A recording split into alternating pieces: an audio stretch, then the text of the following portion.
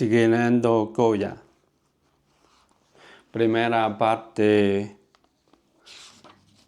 11.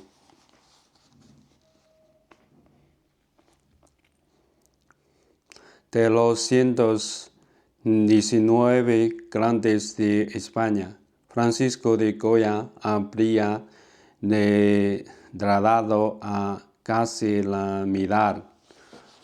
Conocía sus debilidades, la insignificancia de su naturaleza humana.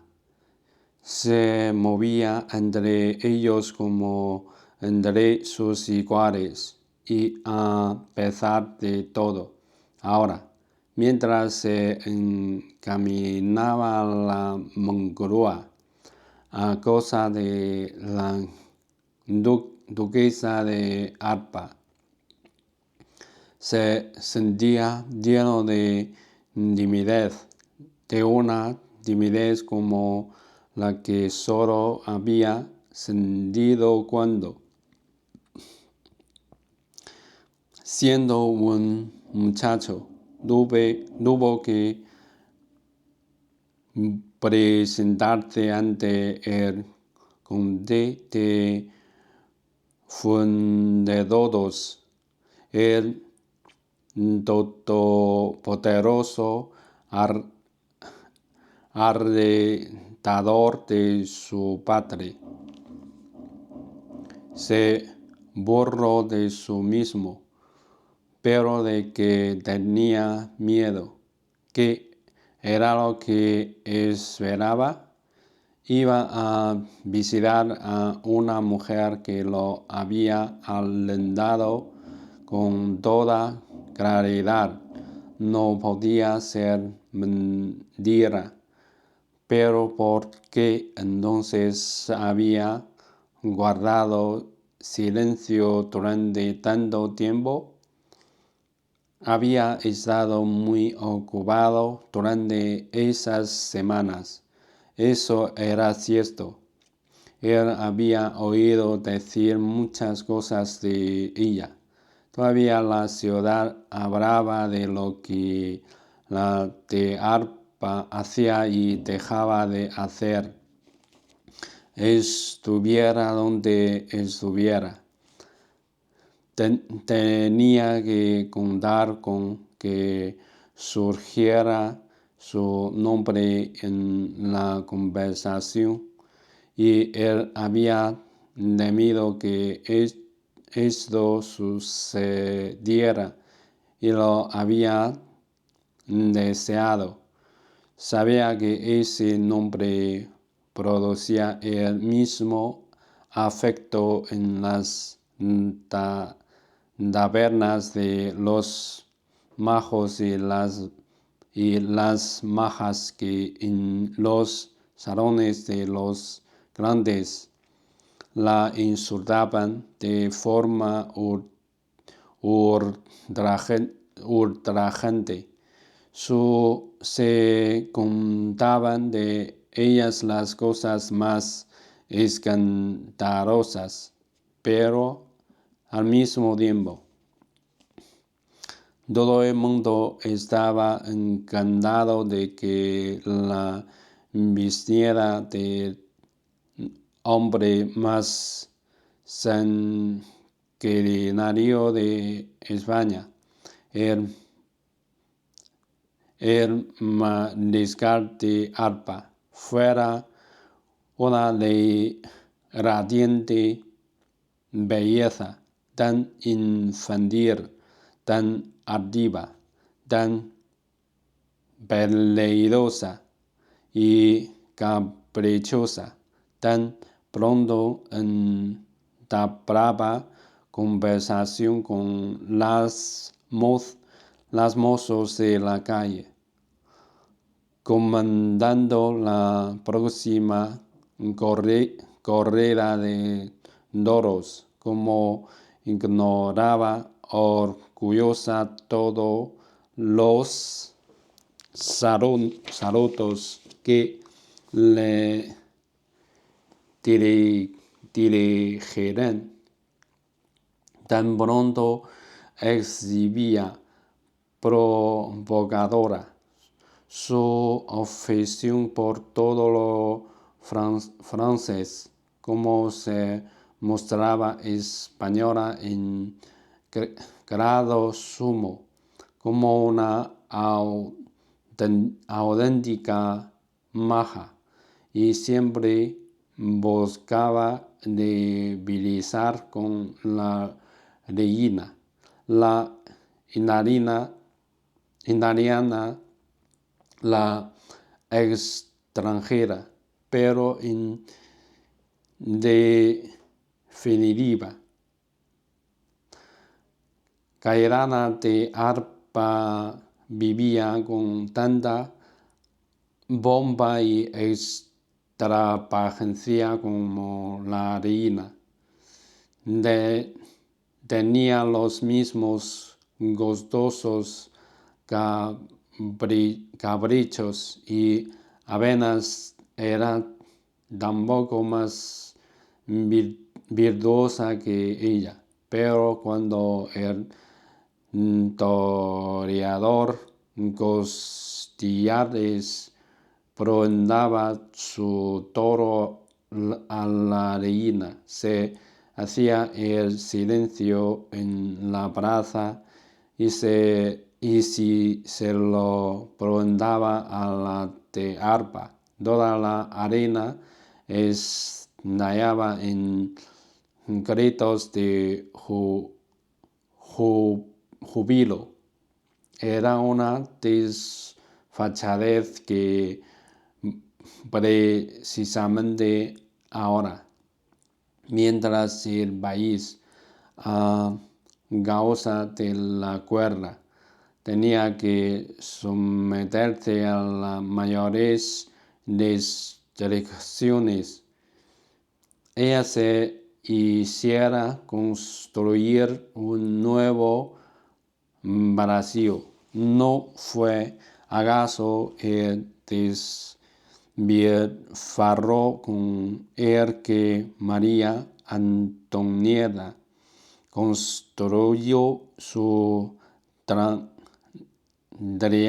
trienio uno de los motivos que la llevaron a la guillotina? Pero sonriente e insolente, con el indomable orgullo de los de Arpa, doña Gaetana continuaba con los juegos de María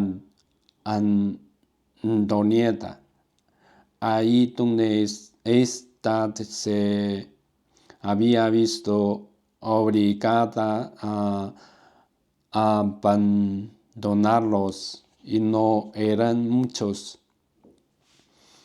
Tampoco Francisco no habría podido decirse la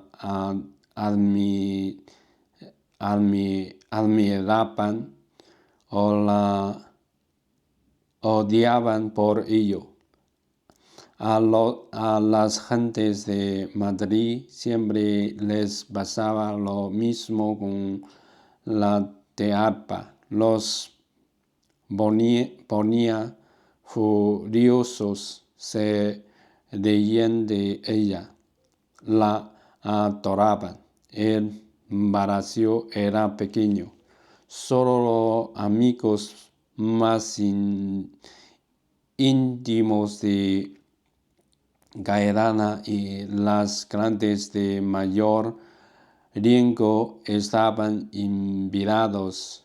El hecho de contarse entre ellos llenó a Francisco de orgullo y felicidad, pero ella era tan impredecible como el tiempo que haría al año siguiente. Quizás ya no recordaba que lo había invitado, cómo lo recibiría, llevaría su abanico, que le daría a entender como con el pánico y lo llamaría Goya, no Don Francisco o solo Francisco. El carruaje había llegado hasta la verja de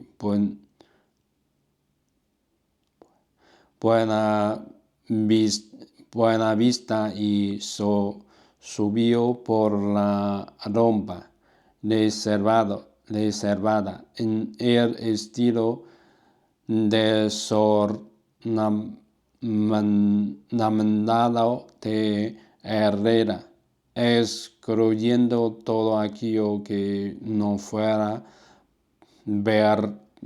pertinente, como una arrogancia infinita. Se alzaba la fachada. La puerta de dos batientes se abrió. La escalera interior ascendía con nobleza y desde arriba, ahí no de la escalera desembocaba el letrero de uno de los primeros antepasados de la duquesa, grande y soberbio, fijaba su mirada por encima de las cabezas de los visitantes, ignorándolos. Goya no pudo evitar sentir cierta apreciación ante el nombre de Arpa, el primer nombre de España, más antiguo, más famoso, más ilustre que el de los Borbones.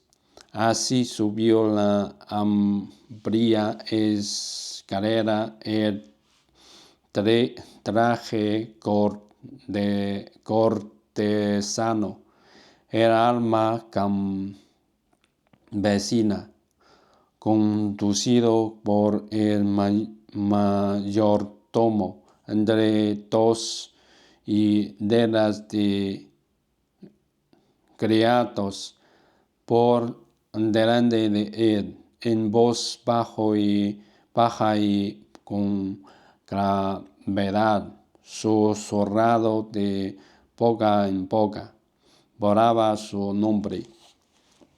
Señor de Goya, pintor de rey, hasta que una vez arriba, el ujier anunció en voz alta: Señor de Goya, pintor de rey. El señor de Goya, que subía esas escaleras a pesar de su deseo y gravedad, se apercibió con sorpresa de que el interior de pequeño Brasil contrastaba audaz de burlón con su severa arquitectura clásica. Todo era de un lujo de lo más festivo, sin quien de el estilo que había creado la corte francesa una generación atrás.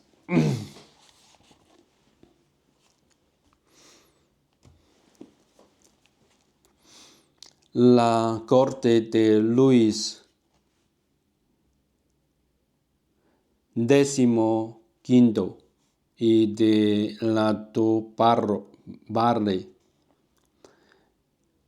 pretendía demostrar la dueña de este palacio que Ella era ambas cosas, la portadora del nombre más glorioso y tenebroso de España y una partidaria de la carente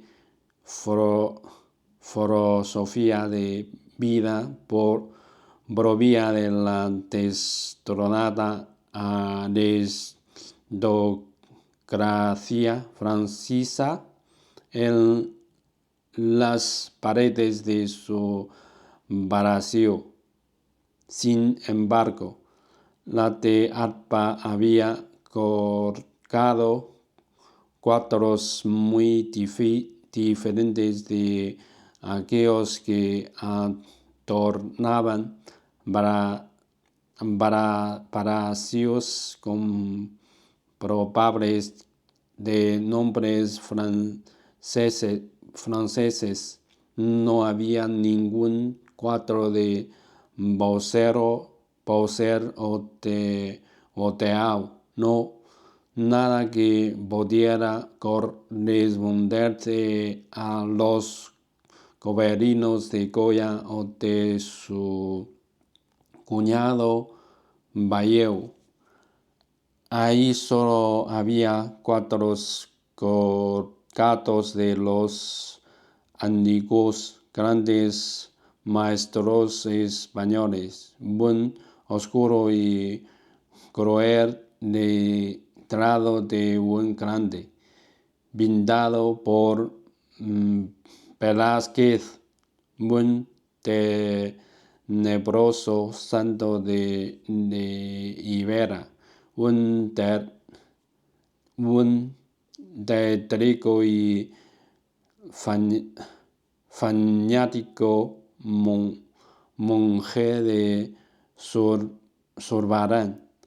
Bajo estos cuadros se encontraban los no muy numerosos invitados de los 12 grandes de reino, que tenía el privilegio de conservar puesto el sombrero en presencia del rey. Estaban presentes 5 con sus temas.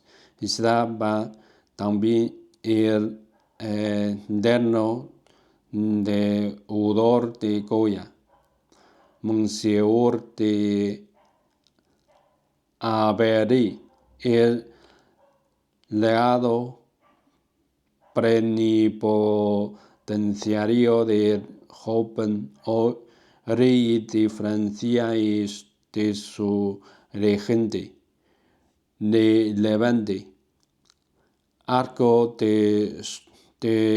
deslucido y desafiante. Ahí estaba, con su guapa y delgada hija Genevieve, de 16 años, a su lado. También se encontraba ahí el abate, don Diego, y además buen hombre rubio y elegante, con buen rostro de rasgos enérgicos pero expresión serena. Y antes de que le fuera presentado Goya, lo supo, era el doctor Veral, el odioso, el médico, el barbero, pero a quien podía verte también allí, digno, sombrero, virtuoso, la negación viviente de todo aquel deportijo de delegatas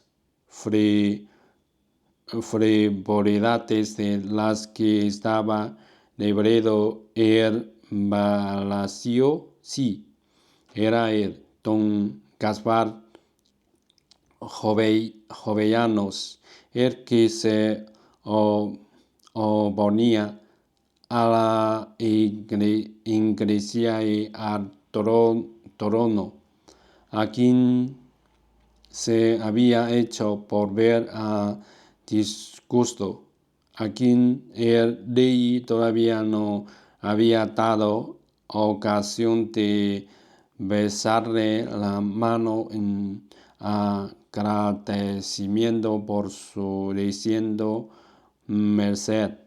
Era una impertinencia sin igual que doña Cayetana lo hubiera invitado hoy, cuando se esperaba la presencia de sus católicas majestades. La concurrencia de caballeros y damas tampoco sabía muy bien qué actitud debía tomar ante don Capaz. Lo saludaron con cortesía y frialdad y evitaron conversar con él. A él le pareció bien.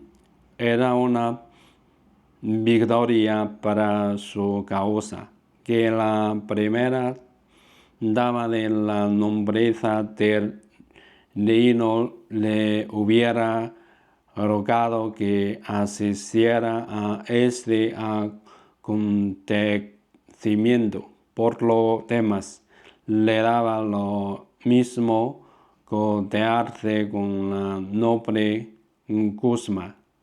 Chusma, aislado y porfiado, pero permanecía sentado en su silla dorada, y Goya tuvo la sensación de que el pequeño mueble debería desplomarse bajo tanta dignidad. El duque de Alba y su madre, la marquesa de Villafranca, saludaron a los invitados.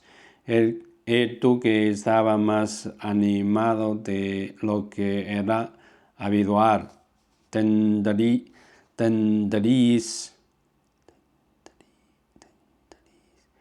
una pequeña sorpresa, mi querido amigo, le liberó a Goya.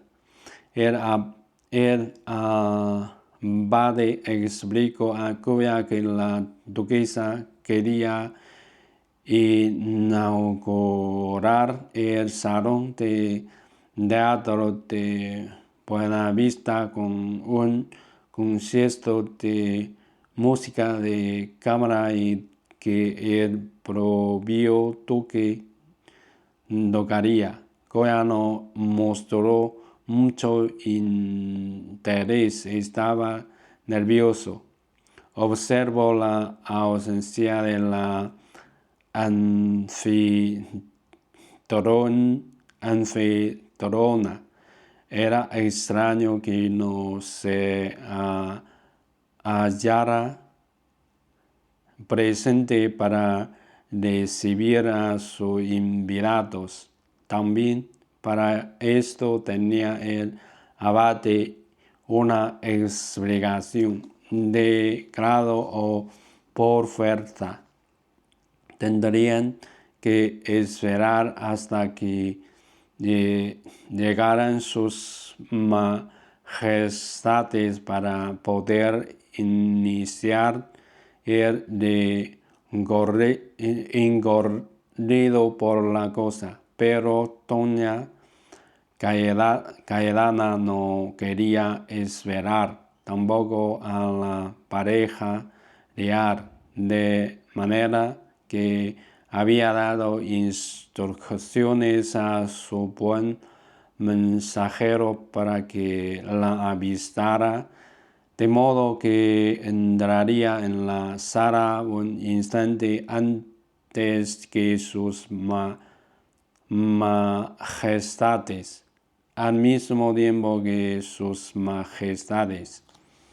Ahí estaba cuántas veces se había ordenado Francisco permanecer tranquilo cuando la viera, pero le pasó lo mismo que entonces, cuando la vio en el estrado. Todos los demás, los invitados y el dorado entorno, los cuadros, los espejos, las arañas de cristal, todo desapareció y quedó ella sola. Iba vestida con extremada y desafiante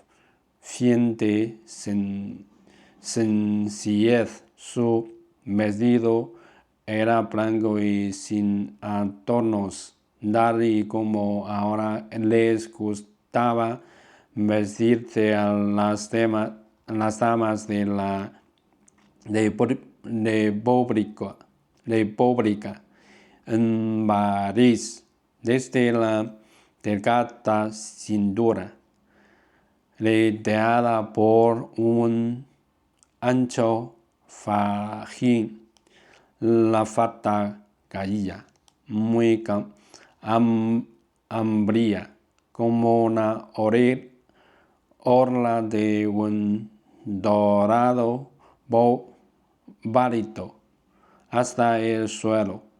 Alrededor de la muñeca llevaba un aro de oro puro, y aparte de esto, ninguna otra joya. El pelo le caía sobre los hombros desnudos, negro, formando gruesos bosones y de verdes lisos, cuya se quitó o absorto sin consideración alguna para con quienes tenían derecho a saludarla antes que él quiso abrirse paso hasta ella.